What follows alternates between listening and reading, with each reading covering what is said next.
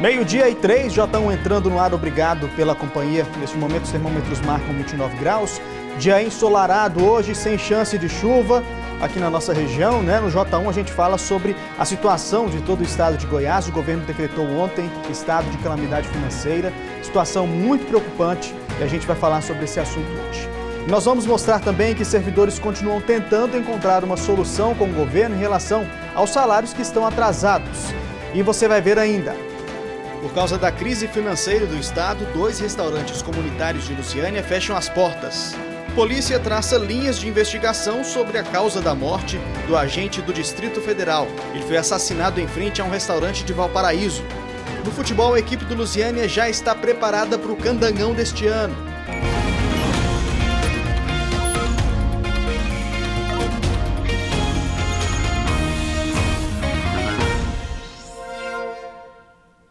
Ótima tarde para você. A gente começa essa edição falando da paralisação dos servidores da rede estadual de ensino. Eu já começo chamando a repórter Thalia Santos, que vai falar sobre esse assunto com a gente. A Thalia, que percorreu algumas escolas estaduais hoje pela manhã. Thalia, boa tarde para você. O que você viu, hein?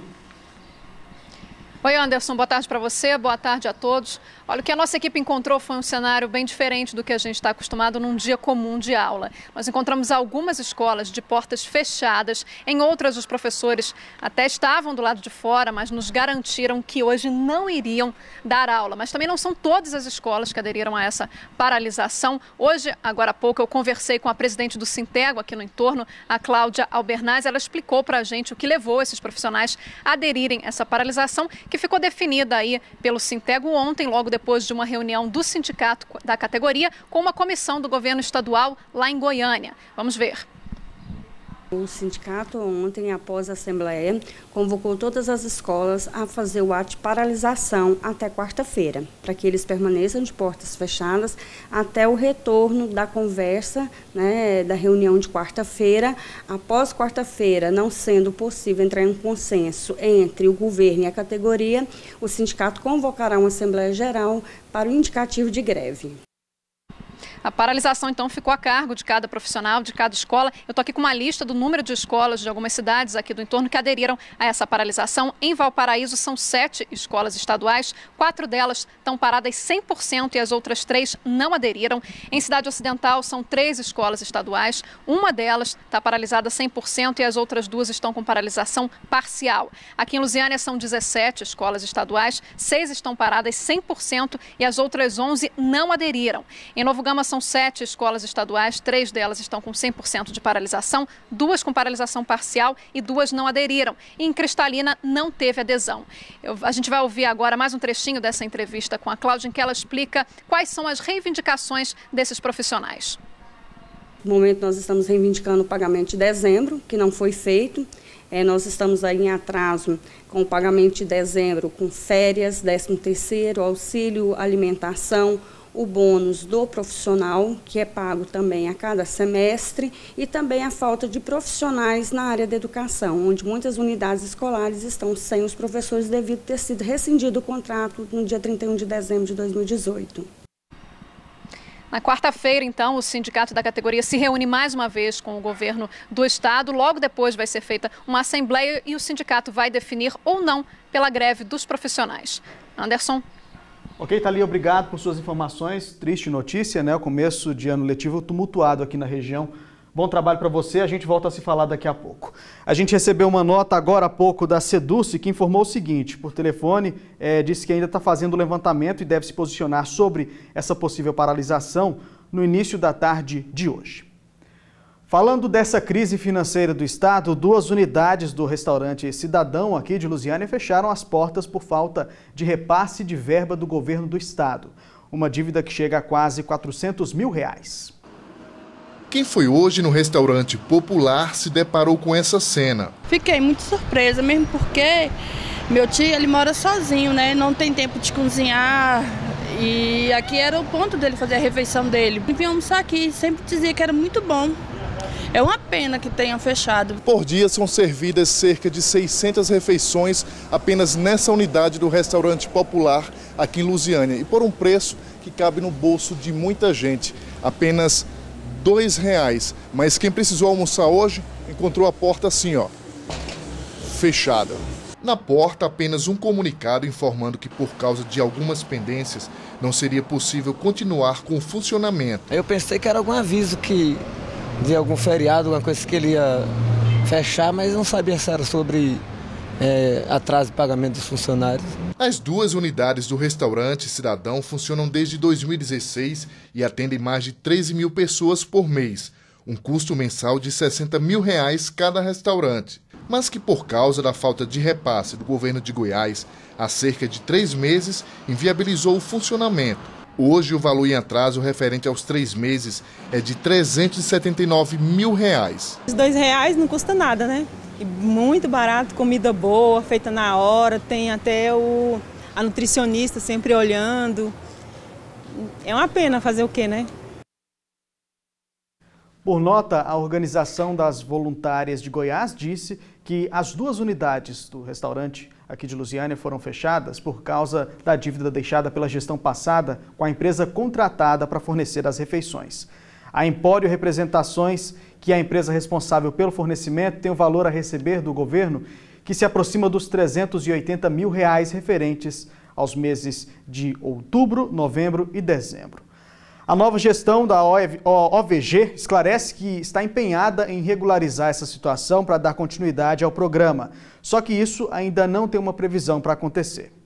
E servidores do Estado e representantes do governo fizeram mais uma reunião. A pauta continua sendo o salário de dezembro, que está atrasado.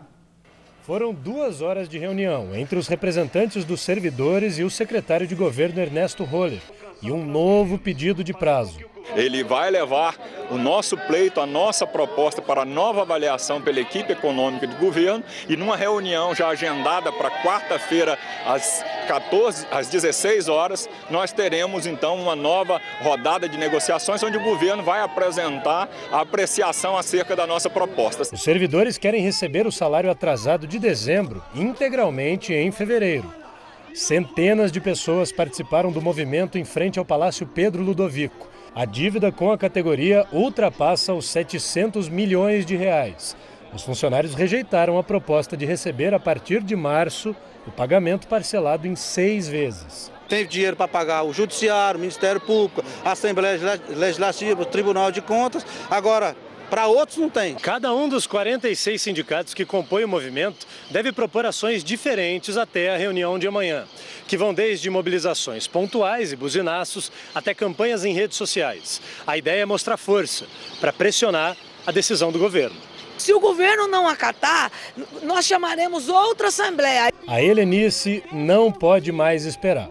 Peguei dinheiro emprestado, preciso fazer o pagamento desse dinheiro. Como que eu vou fazer?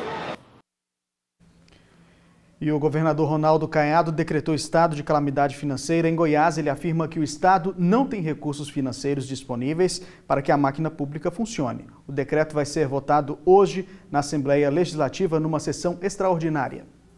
O decreto aponta os motivos que levaram o governo a declarar calamidade financeira em Goiás: elevado e crescente déficit fiscal, aumento de despesas públicas, receitas insuficientes para cobrir os gastos do governo e estimativa de déficit de R$6 bilhões para 2019. A situação de calamidade financeira em Goiás seria pelo prazo de 180 dias. Esse decreto só tem validade se for aprovado pelos deputados estaduais. O documento já foi encaminhado aqui para a Assembleia Legislativa. Nesta terça-feira, os parlamentares votam a proposta numa sessão extraordinária. É que a nova legislatura só assume em fevereiro e, como o governador tem pressa, quer que os atuais deputados aprovem a medida. É exatamente a radiografia daquilo que está acontecendo no estado de Goiás hoje. O estado hoje não tem a capacidade de arrecadação para poder quitar seus compromissos. Ora, diante deste quadro, não nos resta outra alternativa que não seja decretar essa situação de calamidade financeira no âmbito da estrutura do governo do estado de Goiás. A Lei de Responsabilidade Fiscal estabelece que, em caso de calamidade financeira, o Estado pode parcelar e renegociar dívidas com fornecedores, atrasar o pagamento de despesas obrigatórias, antecipar receitas e dispensar licitações. Ainda é possível suspender o cumprimento de prazos e limites de endividamento. Isso não dá a nós, tá certo, nenhuma condição de poder ter aval da União, de poder contrair qualquer empréstimo. Ronaldo Caiado ainda espera que Goiás entre no regime de recuperação fiscal.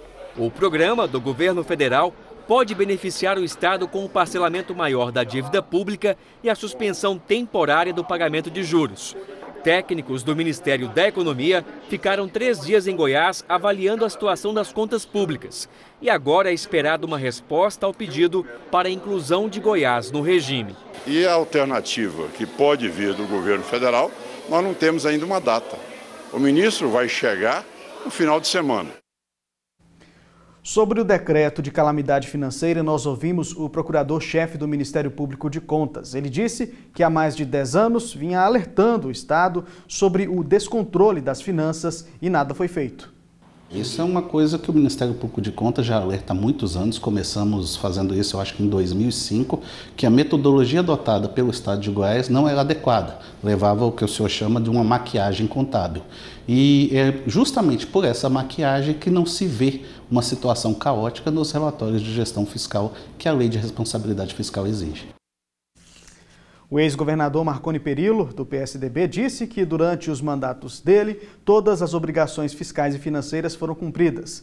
Já José Eliton, também do PSDB, disse que adotou medidas gerenciais, cortou gastos, definiu prioridades e chegou ao final do governo com 13 folhas pagas em 2018.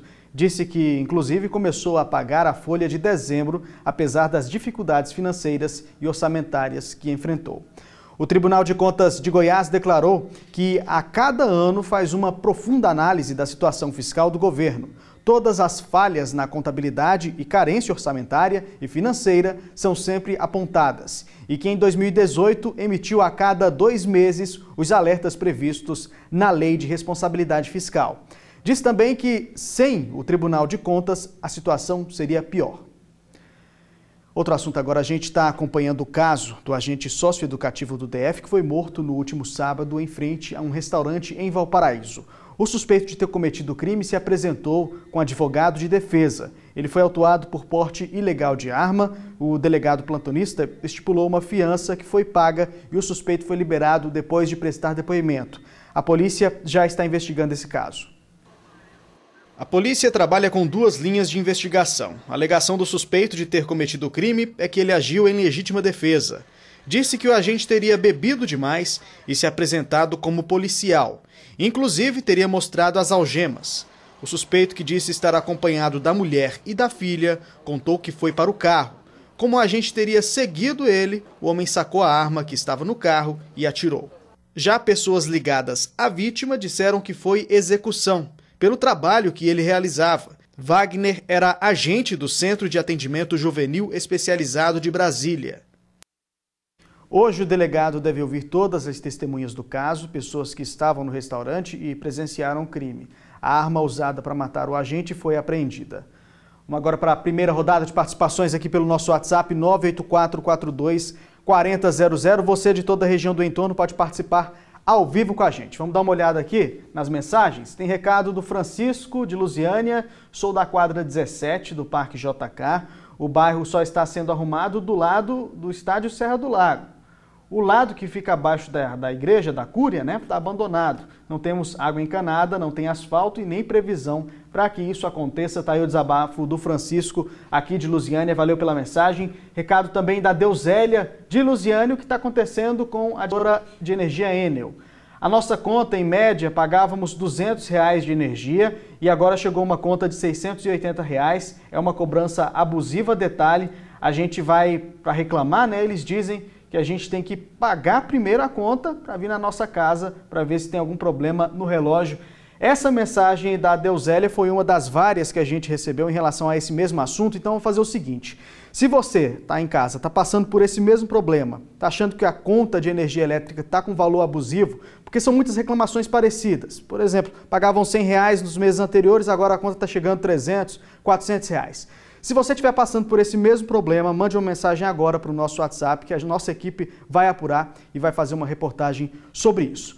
Tem mais uma mensagem aqui, vamos dar uma olhada? Recado da Rosilene, lá de Santo Antônio do Descoberto. Boa tarde, olha a situação da rua da escola, onde meus filhos estudam. Cada dia fica pior, né?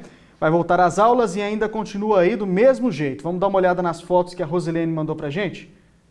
Essa é a situação lá da rua, perto da escola onde os filhos dela estudam, né? Situação muito complicada, buraco que não acaba mais. Nossa equipe está, inclusive, em Santo Antônio do Descoberto, fazendo uma reportagem para mostrar como é que está a situação por lá. Justamente por isso, recebemos várias mensagens no nosso WhatsApp reclamando da situação de Santo Antônio do Descoberto, ruas esburacadas, lotes com mato alto. Então, a gente vai mostrar tudo isso aqui no J1. Muito obrigado pela participação, muito obrigado pela foto. E veja a seguir, estão abertas as inscrições para o Cursinho Cidadão da UEG aqui em Lusiânia. E você precisa ficar atento aos prazos. Nós vamos falar também de problemas de coluna que podem ser causados pelo excesso de peso. 12:19, voltamos já.